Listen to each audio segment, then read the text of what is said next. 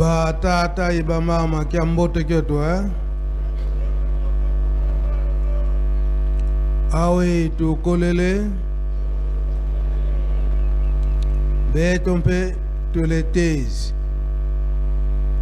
o kombo ya tata ya mwana pe tata Mulumo Santu tolandi mate na biso na kati na ndako Nzambe ndenge bauti kote ya biso bilei na biso ya bomoi yango nde bapesi biso yango nde kobate na biso moi mobimba pe programme nyonso lingomba abongisi biso nyonso tolandi malamu yango nde tokolanda pe kosalela mabondeli tobosana te ndenge tata mokonzi Mbule papa Simo Kimba Mkiangani azali kote ya biso pe kosengela biso misala ya botongi kolona pe kobokola tobosana te pe toza na préparation munene oya milulu na biso ya mbotama ya papa Kisoloke na le 12 février ezalaki na 1914 lelo ekomi na biso na l'an 2025 koloba ete mikolo ya mbotama na bango ezali nde mikolo oyo esengelaki tosengela na kati na mabondeli tobosana te na esika wana pe awa na Yerusalemi tozala na préparation makasi na tina na milulu wana pe boyambi bapaya esi babandi deja kokota tozali komona bango ezali nde devoir o batata batikila biso awa na kati na Yerusalemi koyamba bapaya ngo tobosana te na esika wana makasi na mabondeli po ete tokoka kolonga lobi toyokaki makambo makasi libondeli ya le 9 février 1992 soit 92 ya papa Diangenda Kuntima oyo esangisaki makambo nyonso ezali koleka na kati na mokili 33 ans ya kolo Yesu ye moko papa Simo Kimba Mkiangani ndenge asalelaki introduction na ye elelo pe tokomi na 33 ans ya libondeli ya papa Diangenda Kuntima esika wana tososola malamu biso bandi metata Simo Kimba na 1989 bofandi na bango awa na Nkamba bango mnyoso misato ya Bule papa Kisoloke le papa Dialuma pe papa Diangenda Kuntima toyokaki likambo lobi epa ya papa Elebe ete na 1992 wana le 9 février ezalaki présent kozala témoin ezali likambo moko ya mpasi posoko obimisi likambo yango te oyo ezali ete bato bazokoyoka pasi oyo oyebi yango donc nyongo makasi yango ezali kobima ntango nyonso makambo ya 89 bofandi awa ya bapapa bango nyonso misato biso nyonso tozalaki batémoin koloba ete na ntango wana na koko Adam na koko Eve ezalaki nde Lucifer akotaki na nyoka ndenge nyoka aki kokosa mama Eve pe mama Eve azalaki na susu esika kokimela te po bataki bango mibale na tapa Adam na kati na jardin d'Eden akimelaki pa ya tata Adam kamwe ndenge nini okomi boye kotika ngai te so otiki ngai awa tozaka biso mibale nakokende wapi na bolingo wana papa Adam andimaki me bango nyonso mibale bakweyaki na se ya lisumu alors na esika wana tokanisa ndenge kaka na libondeli na 9 février 92 papa Diangenda Kuntima akikocha likambo ya Sodome na Gomora aye kokanisa kaka na libondeli na ye aye kocha Kinshasa, Brazzaville, Luanda, masumu oye yokanaki epai ya Tata Nzambe pe koloba ete Lucifer ndenge akotaka na nyoka na 89 Papa Diangenda alobelaki yango ete akokotela lisusu na nyoka te me akokota na kati na biso batu akokota na mutu wana Tata Nzambe asala makambo mibale malamu na mabe kasi malamu eyaka yango moko te na mabe pe yaka mabe pe yaka yango moko te ya malamu pe ekozalaka sikoyo yo okopona nde ya malamu okopona nde ya malamu koloba ete na bizaleli donc Lucifer tango okokota na mutu akoya na bizaleli ya malamu pe bizaleli ya mabe sikoyo biso tokoponaka nde bizaleli ya malamu donc équation to devoir munene biso bato bapesaki biso na bapapa donc bato yango mpe esi bakoti na kati na lingomba banda ntango wana esi bakota na kati na lingomba yango toyokaka eke nzembo ezwamaka na Kisangani Satan Lucifer ayaki akoyebisa Papa Diangenda eke Papa Diangenda apona oyo ye pe ye moko Lucifer pe apona oyo ya ye toyebi nzembo wana makambo nyonso wana Papa Diangenda asosolisaki biso yango na 5 mois awa na nkamba soit na 1989 ndenge bafandaki awa na nkamba Papa Diangenda azwaki ba exemple ebele oyo biso nyonso toyebi na ntina ya Satan ndenge akotaki na mokili ndenge mpe akoti na lingomba azwelaki biso exemple ya tata moko na mama moko babola kolia ya mpasi makambo nyonso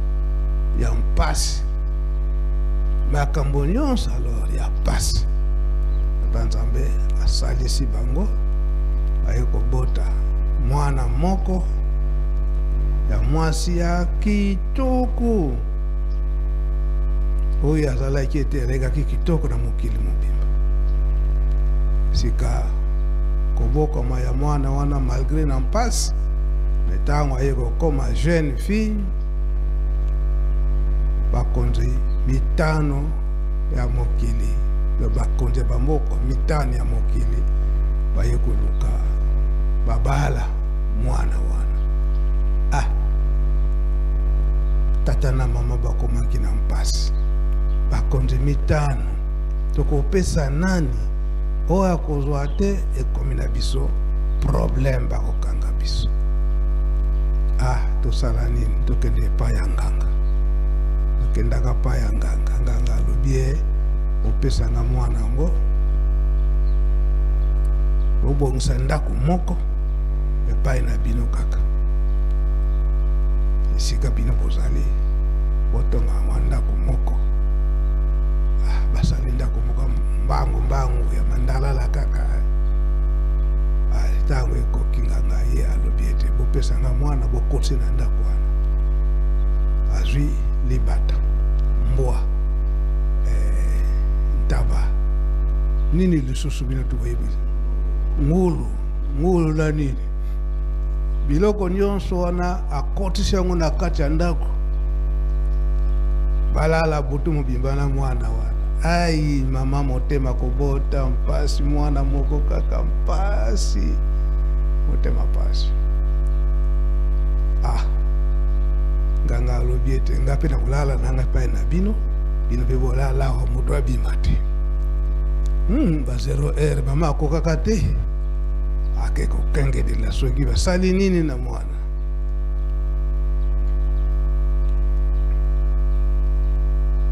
wana tata azo surveiller mama tangu mama bimaki wana tata alekana kina poi mama zonga boye tata santi yu kuti wapi ukubebisa bakambo motema kubota tongo itana bakende kufongola boye bakomi 5 jeunes filles bango nyonso ndenge moko toyebili solo wana suka lokola bakondi nyonso mitano baye mozwi mwasi na yake mozwi mwasi na baba ntango mpe bakei problème eza te bisika nyonso bana bakei babali batata balobi toza kaka la problème bizaleli sikoyo batata basala balobiki esika bana bakendeki toyoki mpe asi bazwi na bakoko tosepeli tokende kotala bakoko bakende boye batali koko basepeli babokilo kasi ko efandeli mokonzi alobiki efandeli na biso malamu antuka problème eza te mais likambo moko kaka mwasi mpe sinalinga ye mwai mpe naboya ye ezali te kaka nazomona likambo nga loko naza mokonzi nakobongisa biloko nyonso malamu kasi tole na biso mpe malamu bisika ya kosokola natia na bapistine natia na kati ya badouche makambo nyonso kitoko kasi mama soki ngonga wana okomona kaka boye soki amoni bapotopoto bamai wana kokende na mazipa wana komela soki nindi wana kuluka soki nini ake kuzukuzuku wana nani libata so batata na motema bakanisa wana donke libata benge babamfuma longo baka libata munene obanda kosomba na marché central nde yangwana wana akende boye papa awa makambo nyonso ya kitoko penza kasi ata tolambi ndenge nini tole ndenge nini makambo nyonso eza ya kobonga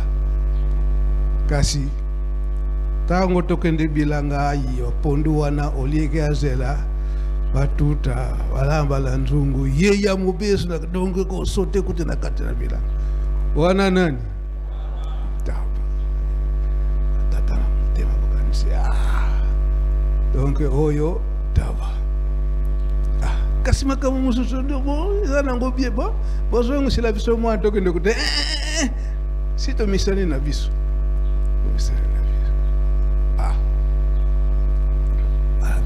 oyo ntaba balekani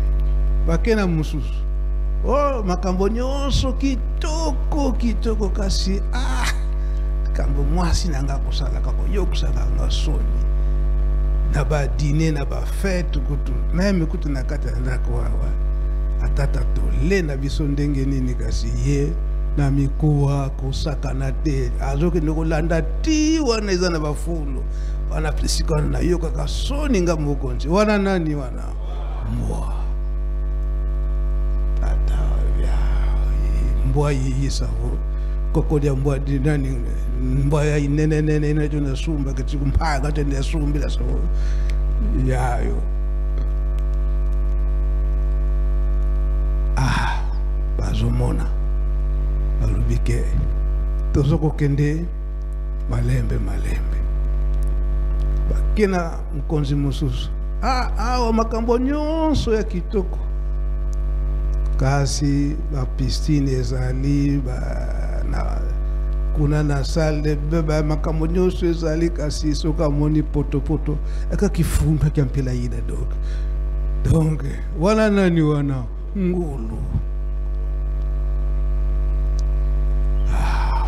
bamoni ete solo bango nyonso bakoki donc oyo asuka atikali wana nde mwana na biso ya solo masese nyonso wana toyebi yango yango na esika wana tozali kosala kaka rappel na biso bana tata Simon Kimbangu soki toza kotala oyo mazali koleka na ba réseaux sociaux. Donc maloba nyonso wana yo mwana tata Simon Kimbangu sala keba tango wana eza koleka o wana donc o papa jange na lobelaki nde bangwana o bangoyi alwana yo mwana tata Simon Kimbangu simba elembo na yo oyo bapapa bapesaki yo ndenge balobaki ete batikaki biso na kati na cercle. Période oyo ezali période moko ya mpasi toyoki ete papa Simon Kimbangu Kiangani alobi ete ata manso wana ndenge ezali koleka miso na biso wapi na Yerusalemi. O siko bato na mobulu bato balingi koyoka mibeko te awa na nkamba bazato bazali te bazali ebele esika wana papa Mfuma Mbanza abandaki koloba ete vovanga wavengi sabweyi vangolola yango bakotangelaka biso na kati na Bible. Papa elebe bino botu boteyaka na bapapa Umba bapapa Katembo papa de Gaulle oyo kolo Yesu alobaki na nani balongiki na ye nini waboke bobota mambala mibale o batangelaka biso na kata Bible tango tozwaka baptême na chapitre nini Jean chapitre 3 papa eza lisolo nkolo Yesu na Nicodème ya lobaki nini akendeki ko Nicodème akendeki na butu pona kotuna nkolo Yesu ndenge nini akoki kosala mpona kozwa bokonzi na likolo yango na nde nkolo ntango basololi nkolo ayebisi ete ezalamo likambo makasi te esengeli kobotama mbala mibale. Alors tata Nicodème lokola azalaki nganga monene akanisaki abibe ngai nakomi tata monene boye nakozonga soli na libumu na mama ndenge nini mpo te nakokobotama mbala mibale zoka nde ezali kobotama mbala mibale kozonga soli na libumu na mama te mais nde ya kobongwana bizali na biso tolobaka la conversion tobongwana mbala mibale lingeta papa. Donc nyonso sotisa makelele soki ezali mpona ko bebisa lokumu ya bato malamu tobota masusu mbala mibale yango tata mokonzi abule na mois de décembre l'an 2024 alobaki ete action de grâce toyebi te yango lelo oyo sikoyo mbotama ya papa Kisolokele kola misato litei na biso apesaki biso ete abwakili biso file ya récupération toyebi te toyebi yango malamu donc koloba ete babosani mabe nyonso tosali sikoyo tobongwana po ete tofanda okiti oyo ya nkembo awa na kati na Yerusalemi matei topesani na tongo totie commentaire na mayebalikaki lobi yango tomipesa na bolingo mibeko mpe misala tongo nyonso tokozalaka na ntinsani na ntina ya bosombi mazutu tongo ya lelo tomipesa oyo tokoki pamba te tozali kozela nde boyei mbotama papa Kisolokele bato ebele bazali koyela biso kosokola banzela nyonso ndenge biso moko bandimi papa tango abelelaki $30 tala ba engin na biso oyo esombami liboso oyo eza kosokola banzela ezalaki po ete tokoma kokota na nkambe ekomaki mpasi surtout trajet ya mbanzangungu okoma ti nkamba oyo bakoti sika tomoni mwa changement na nzela tomoni yango mpo na nini ndenge bakolobaka na kikongo kyaku kyangani oyo ya biso moko tobokani na leta apesi nzela tosokoli soki totyaki motu makasi ke topesaki te tozwaka te nde tozo kokontinue toujours na mpasi nzoka